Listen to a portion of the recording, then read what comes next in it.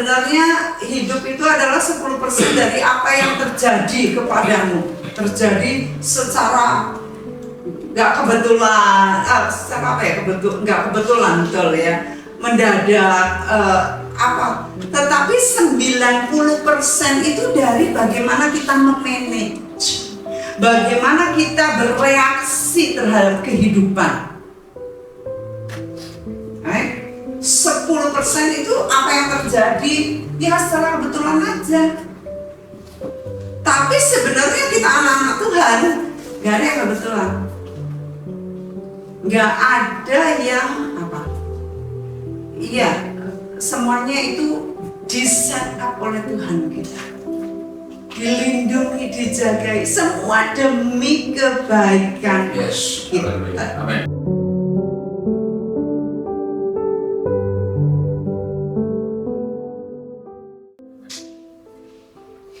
Nah, semua pemimpin harus memiliki manajemen yang baik. Artinya dengan manajemen yang baik, artinya dia punya disiplin yang baik.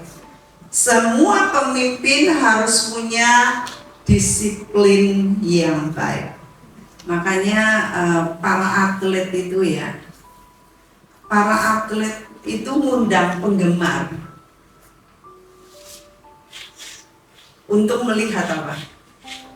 Disiplin mereka. Yang lain nonton bola, nonton TV, makan chips, makan burger, minum Coca-Cola di depan TV, gak latihan. Tapi atlet-atlet ini gak makan junk, gak minum junk food seperti itu, Coca-Cola gak ada. Mereka latihan, mereka berkeringat, dan orang-orang pada nonton bayar apa sebenarnya? Kedisiplinan mereka.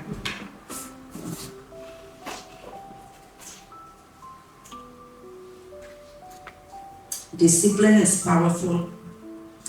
Discipline comes from vision. Ketika saudara memiliki visi, ya, maka itu akan menolong saudara untuk saudara punya kedisiplinan, punya waktu yang sangat ketat dengan jam-jam saudara, hari-hari saudara. Kalau kita ini sudah di atas 40, di sini siapa yang di bawah 40? Ada ini. Iya, ada ini. Lainnya di atas 40 ya. Orang bilang 50 itu setengah hidup, setengah umur. Enggak, saudara, 40. Ya. Kalau misalnya kebanyakan 80, ya 40. Kalau kebanyakan 100, ya saudara 50. Tetapi umumnya itu 80 atau 70. Sekarang udah banyak ginjal, cuci darah, stroke, jantung, darah tinggi dan sebagainya. Nah, 40 itu sendiri udah setengah umur sendiri. Kira-kira sisa umur ini kita mau ngapain, ngejar seperti apa? Kita harus perhitungkan dengan baik. Ya, bukan eksperimen, bukan hidup ini bukan untuk eksperimen saja, tetapi kita harus sungguh-sungguh menjaganya. Lalu yang berikutnya adalah strategi. Ya, strategi. Strategi itu bisa saya ganti dengan kata keputusan yang bijak. Memutuskan hal-hal yang bijak. Nah, kebijakan ini saudara harus banyak di kaki Tuhan, banyak merenung, banyak rendam diri, enggak emosian, enggak setiap kali ditumpahkan isi hati saudara, ya. Tetapi saudara berdiam. Ini kalau saya ngomong gini kira-kira gimana ya? Kalau saya nulis gini kira-kira gimana ya? Kalau saya begini bereaksi begini kira-kira gimana ya? Kalau saudara nggak yakin, kalau saudara deg-degan, kalau saudara ngewel, tahan. Jangan ngomong, jangan kirim.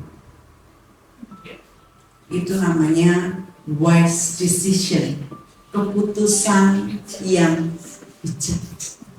Sebab kalau kita ini tidak bijak, maka kita akan memberikan khotbah yang terbaik seumur hidup kita yang akan kita sesali selamanya.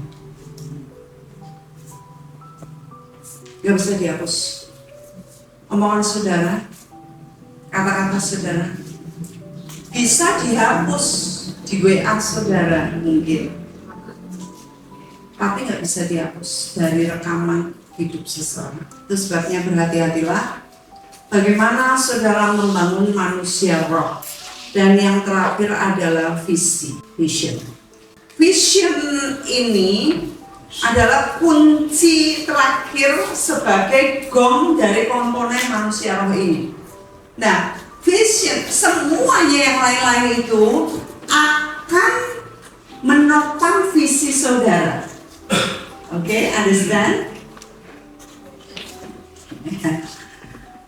Kalau yang lain-lain itu tidak dikerjakan, maka visi saudara akan jebol. Saat saudara siap membangun visi, maka rapuh.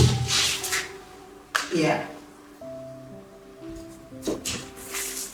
Saat saudara siap semuanya itu, maka saudara membangun visi saudara dengan kuat.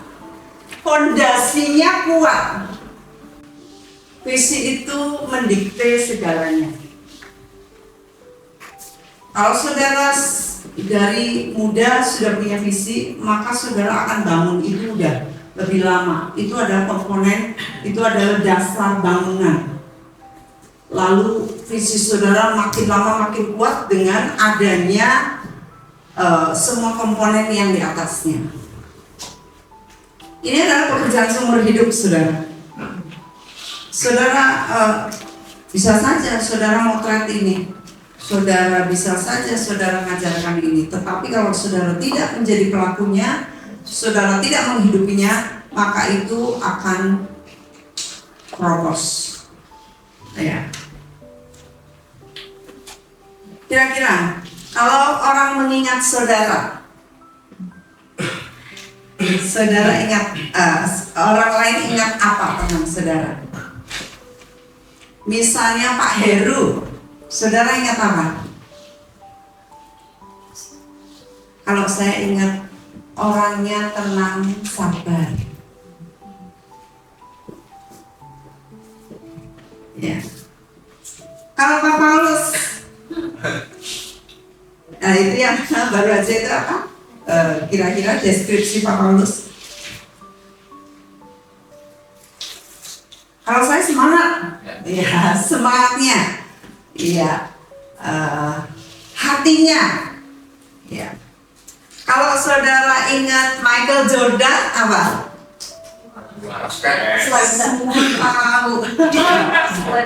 Slendernya. Kalau Michael Jackson, moonwalk.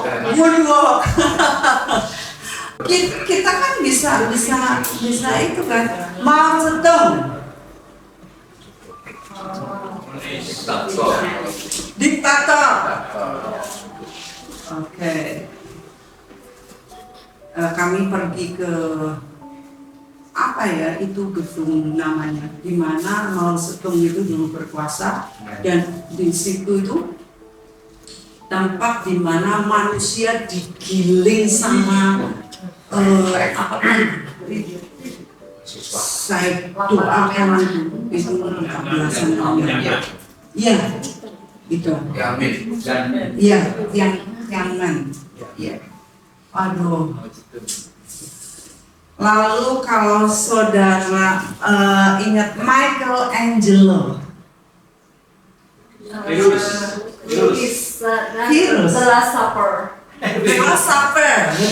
Wah, itu really? Apa itu? Virus Michelangelo. Oh, virus Michelangelo.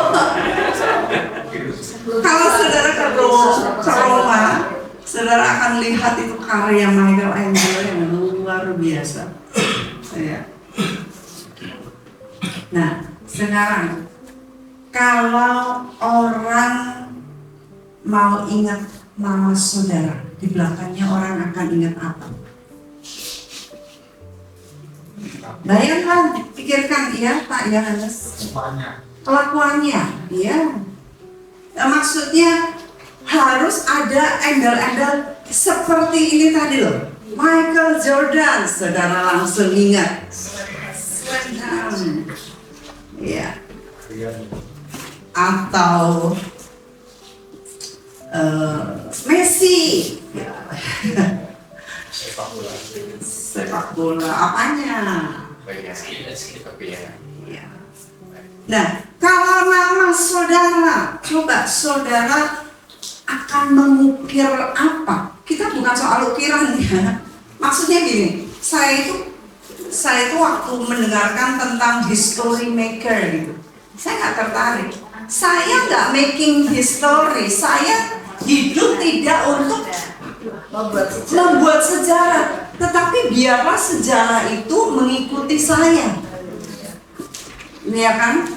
Biarlah sejarah itu, legacy itu yang saya tinggalkan. Jadi bukan saya ngukir sejarah, enggak.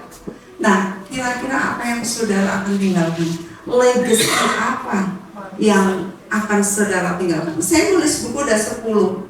Orang bilang nulis lagi, banyak tulisan saya udah 80%, 85, 65 banyak. Tapi saya bukan nulis hanya sekedar untuk saya banyak-banyakan nulis buku, enggak.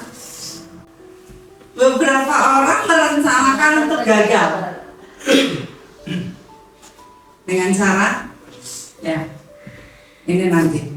Every human wants to be successful. Setiap manusia tuh pengen sukses, ya nggak? Nggak ada yang pengen, ya saya pengen jadi pengemis aja deh masa depanku. Saya pengen jadi tukang kebun aja deh masa depanku. Harusnya itu masih dalam perjalanan gitu ya. Saya ingat pada waktu saya menempuh doktoral saya di Amerika, saya itu kerja di 4 tempat, 3 plus 1 tempat. Yang nomor 1 saya kerja sebagai pembersih rumahnya orang.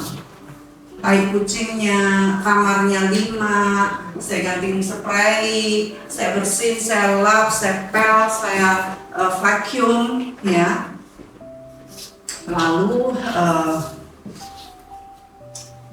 yang kedua saya bekerja di restoran universitas.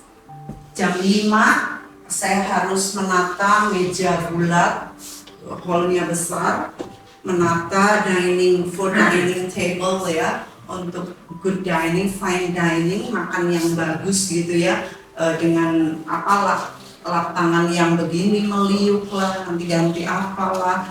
Nah, saya bangun pagi-pagi sekali dan sometimes it's winter, dingin banget. Kalau bangun tidur udah snow tuh segini, ya, salju. Jadi, dan saya waktu itu ada kendaraannya sepeda. Sepeda udah ketutupan semua. Saya harus jalan. Kemudian saya punya iman, saya bikin SIM dan Tuhan kasih mobil. Ya saya bikin dulu, nggak ada mobilnya, tapi saya bikin. Saya bilang, Tuhan, saya siap. Ya. Kalau saudara siap, Tuhan itu ngasih saudara. Believe me, itu hal yang kecil banget, ya. Saya bahkan sampai ganti 3 mobil di Amerika. Dikasih mobil sampai 2, saya ganti untuk beli yang lebih bagus lagi, terus dapat lagi. Nah, saya bekerja di dining, terus saya bekerja juga sebagai sekretaris dari gereja Metodis. Jadi saya bekerja di 3 tempat. Setelah selesai itu pekerjaan semua, saya kerja di perpustakaan. Nah, orang nggak tahu bahwa saya sedang menempuh S3. Saya diam, tapi saya kerja semuanya. Mereka hanya pikirnya, aduh kasihan ya, cewek ini ya yang diem-diem cuma cari duit. No, mereka nggak tahu saya lakuin semua untuk kumpulin uang buat papi saya datang.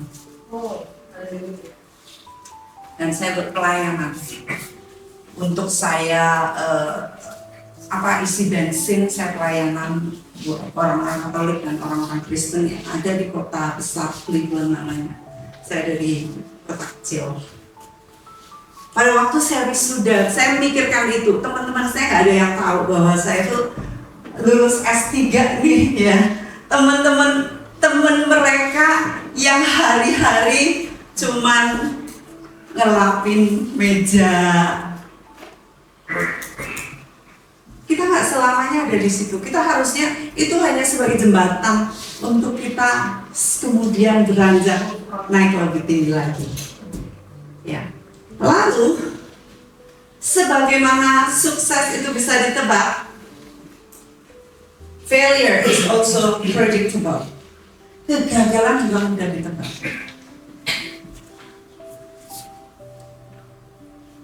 Saya kalau lihat orang modelnya kayak apa, ngomongnya kayak apa, malesnya kayak apa, suka nundanya kayak apa, saya tahu masa depannya. Kalau orang nggak bisa ngatur 24 jamnya, saya bisa tahu 24 tahunnya juga bakal. Itu sebabnya success is predictable and failure is also predictable. Ya, makanya saudara, saya mau saudara seperti jikalau Michael Jordan namanya di situ dikenal, saudara taruh nama saudara di situ, saudara belakangnya itu orang akan sebut apa? Wah, ini pedagang ayam yang terkenal. Michael dengan itu. Bukan pedagang ayam sih, punya ayam luar biasa, ayamnya luar biasa. Wow, itu sampingannya belum. Wow, hamba Tuhan yang luar biasa. Oh, istri hamba Tuhan yang luar biasa yang mendukung suaminya, yang gigih, yang kerja keras. Jadi makanya saya ngajarin saudara ya, kita sama-sama ini sebagai murid. Kalau ngomong kita nggak berubah, ini bengkel rohani kan di sini. Kalau ngomong kita nggak berubah, failure is predictable. Ya, kegagalan juga mudah ditebak. Kalau saudara gayanya gaya mental miskin, saudara bisa ditebak tuh masa depannya kayak apa. Saya mah nggak punya, nggak bisa saya bayar. Kalau nggak dikasih ya udahlah, apa boleh buat. Aduh, ini buku kok harganya mahal ya, bagus tapi mahal ya. Mental miskin, nggak berani ngeluarin duit, nggak berani bayar harga, nggak berani membeli kebenaran.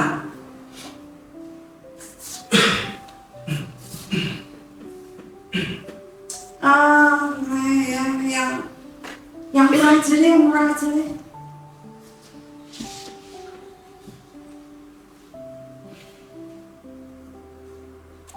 Berikutnya, life is designed for you to success. Hidup ini sebenarnya didesain untuk kesuksesan saudara. Ya. Hidup saudara adalah milik Kristus. Yes, amin. Sukses saudara itu adalah company issue. Urusan surga, urusan perusahaan surga. Sukses itu. Ya kan? Sebab kita ini kan produk surga. Amin. Yes. Kita ini bawa nama surga, nama company, nama Kristus. Makanya nama Kristus itu bertanggung jawab. Tapi setiap perusahaan itu kan punya warranty, punya jaminan, punya peraturan. Misalnya, kalau saya beli baju, saya akan lihat di balik sini. Itu ada yang gandul itu loh. Ya. Yang gandul itu saya akan lihat. Ini bisa dicuci biasa atau dry clean atau bisa dicuci mesin. Saya selalu baju-baju pelayanan saya khususnya kebanyakan dry clean. Jadi saya nggak akan cuci biasa, nggak akan cuci mesin. Saya akan kirimkan ke dry clean. Mahal. Satu cuci berapa? 34, 35 satu jas ya.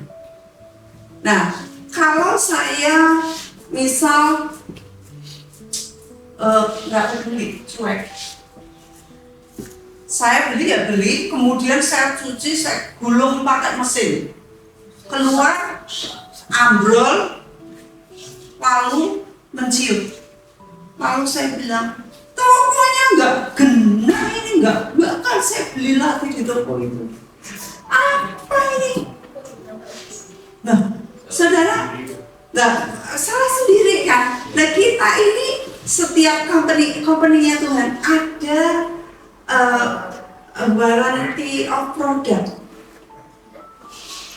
Kalau saudara tidak mengikuti do and don'ts, ya, jangan lakukan ini, hendaklah kamu begini, ya, maka ya itu tanggung sendiri. Dia selalu mengharapkan kesuksesan saudara.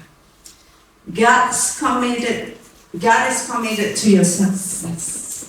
Tuhan itu berkomitmen untuk kesuksesan saudara. Jika saudara gagal, artinya saudara yang mengingininya. Oke? Dengar, tulis baik-baik. Kalau saudara gagal, berarti saudaralah yang mengingininya. Saudaralah yang mengusahakan kegagalan itu. Saudara mendesain. Saudara desain apa? Malas. Saya ngomongin saudara, secara umum maksudnya. Saudara desain malas.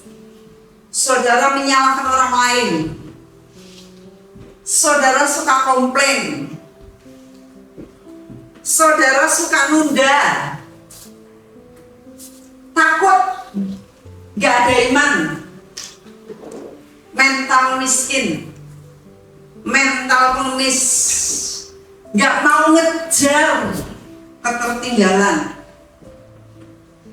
Saudara punya buku numpuk, tapi scrolling HP terus. Mau baca, males deh. Gak punya waktu, bilang gak punya waktu, tapi baca pakai HP itu seharian. Buang-buang waktu. Saudara yang desain hidup saudara. Sebagaimana saya katakan dalam salah satu firman, you are an architect of your life. Saudara adalah arsitek dari kehidupan saudara sendiri. Ya, jadi produk surga gak akan pernah gagal.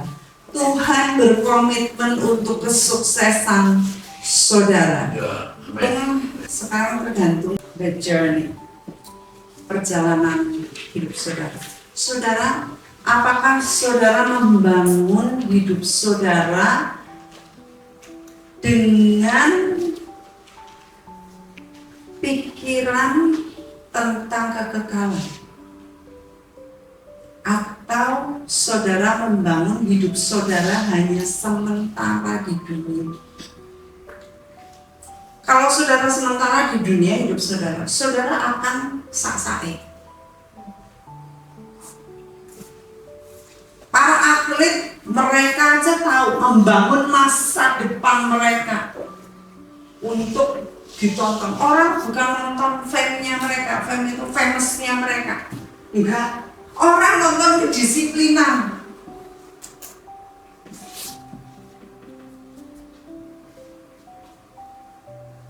Apakah saudara membangun hidup saudara dengan pikiran kekal?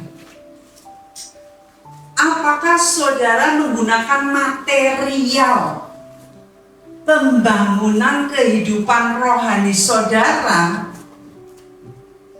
dengan bahan yang tahan sampai kekal?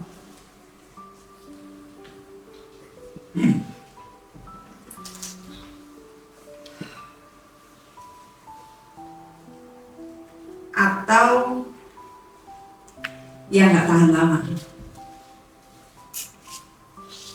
Apakah saudara membangun hidup saudara secara serampangan, cepet-cepetan, atau dengan bahan yang murah, yang cheating? Apa cheating itu? Curang. Mencurangi. Ketika saudara mencurangi orang lain, sebenarnya saudara sedang mencurangi diri sendiri. Tuhan berkata, yang menajiskan kamu itu apa yang keluar dari kamu. Kita pikir kita ngatain orang lain yang rugi, saudara yang rugi. Ketika seseorang membohongi orang lain, dia yang rugi, dia cheating, curang.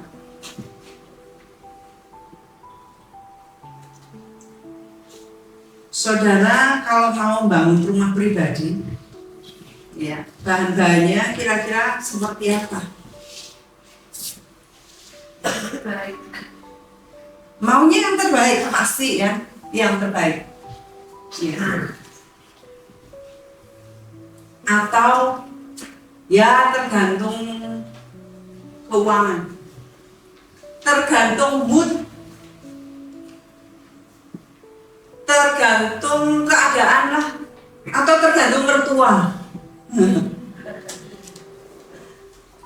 tergantung pemberian, atau ya tergantung iman.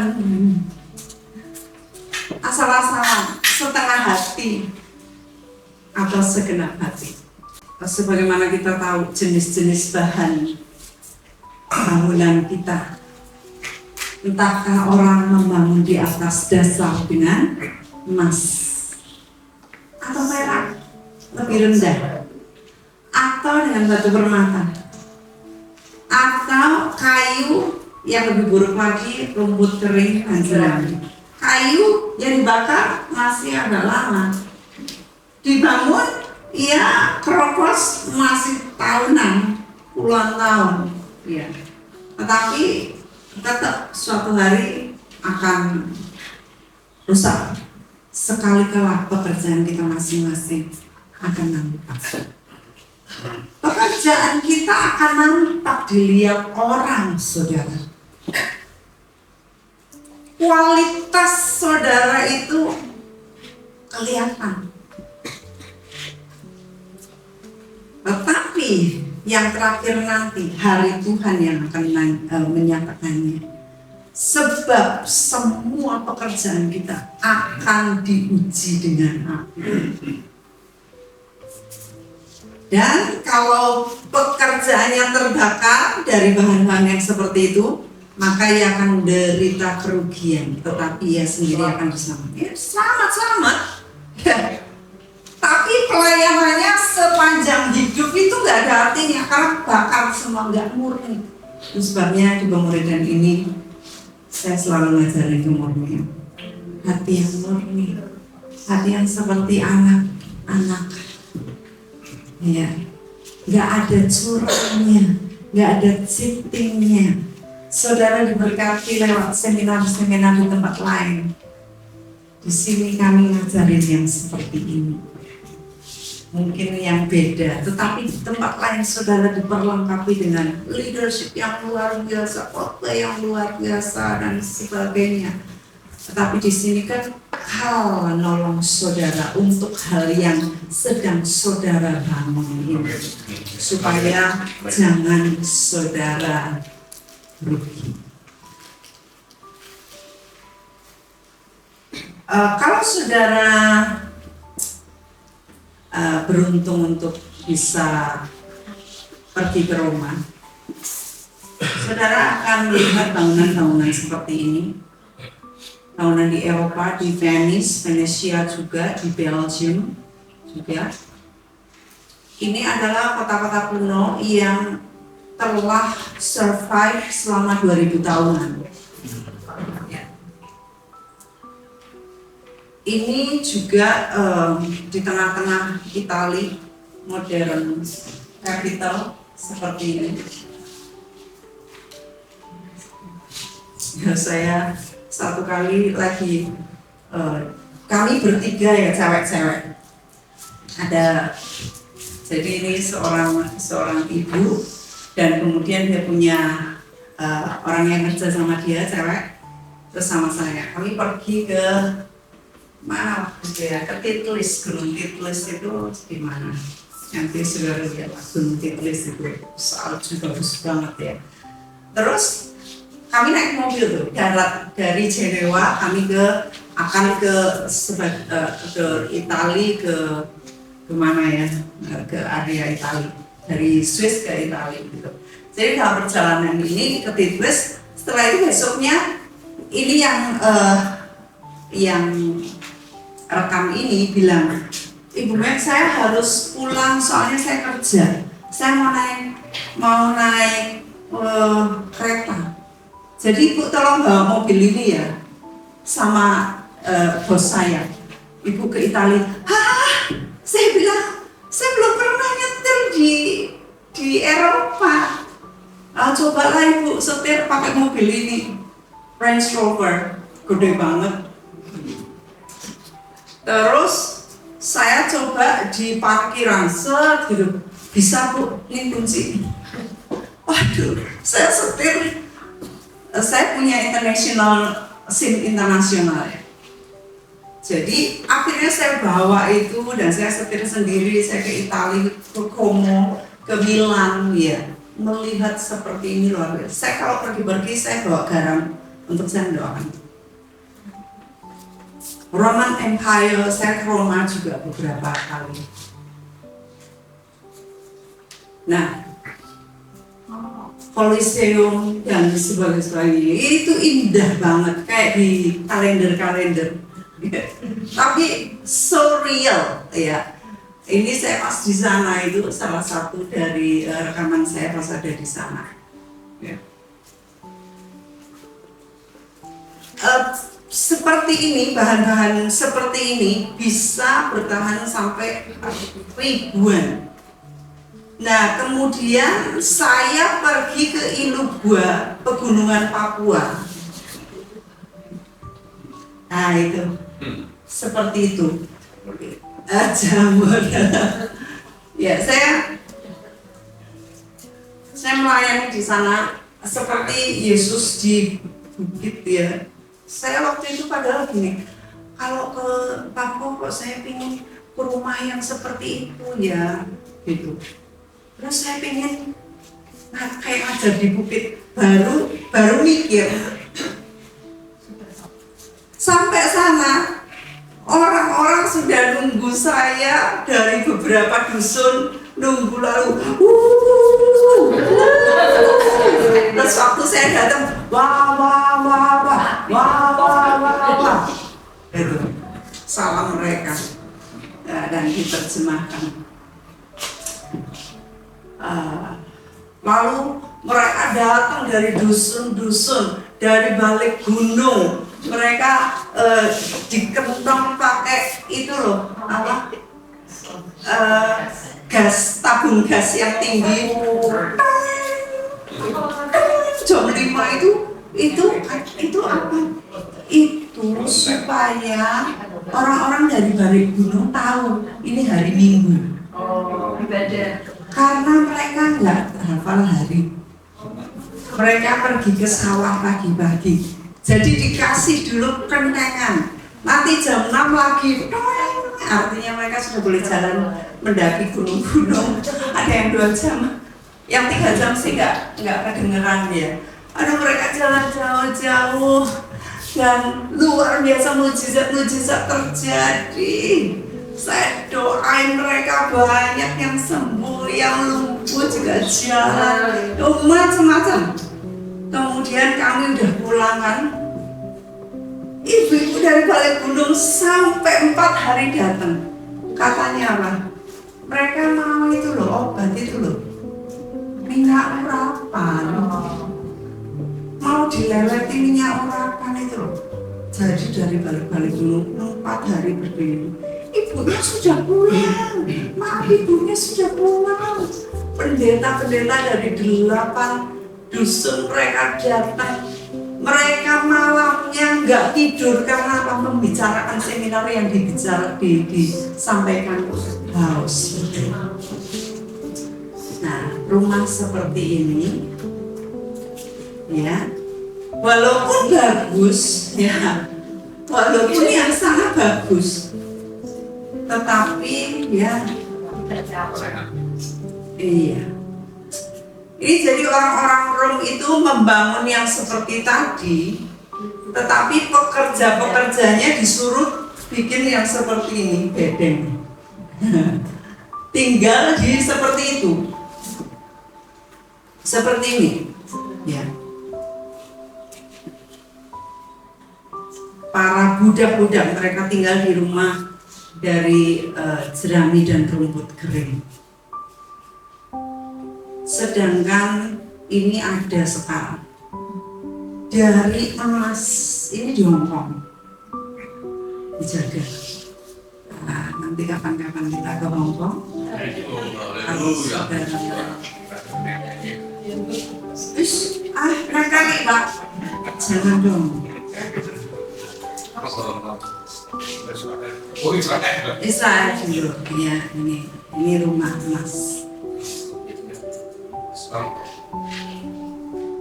Tetapi mari kita tolong Pak Paulus bacakan. Dasar yang teguh. Setiap orang yang mendengar perkataanku ini dan melakukannya, ia sama dengan orang yang bijaksana yang mendirikan rumahnya di atas batu. Maaf, biru-biru tidak kelihatan. Tidak apa-apa. Kemudian turunlah hujan dan datanglah banjir. Lalu angin melanda rumah itu, tetapi rumah itu tidak lumpuh sebab didirikan di atas batu.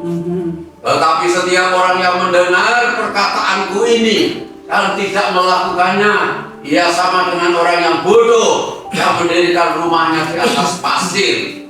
Kemudian turunlah hujan dan datanglah banjir. Lalu angin melanda rumah itu sehingga runtuhlah rumah itu dan hebatlah kerusakannya. Ya, puji Tuhan. Ini dia yang akan menolong kita memiliki dasar yang teguh. Kalau kita mendengarkan firman Tuhan, kita baca firman Tuhan, kita melakukannya, kita disebut orang bijaksana. Ya. Kalau orang tidak melakukannya, mereka bilang ondo. Ketika banyak pencobaan, banyak halangan rintangan datang, maka hancur, ya nggak kuat. Sudahlah, nggak usah Tuhan-Tuhanan, udah nggak usah firman-firmanan, nggak usah pemuridan, nggak usah, sudah males saya. Tapi ketika seorang mendengar firman Tuhan dan melakukannya, ia adalah orang bijaksana. Puji Tuhan.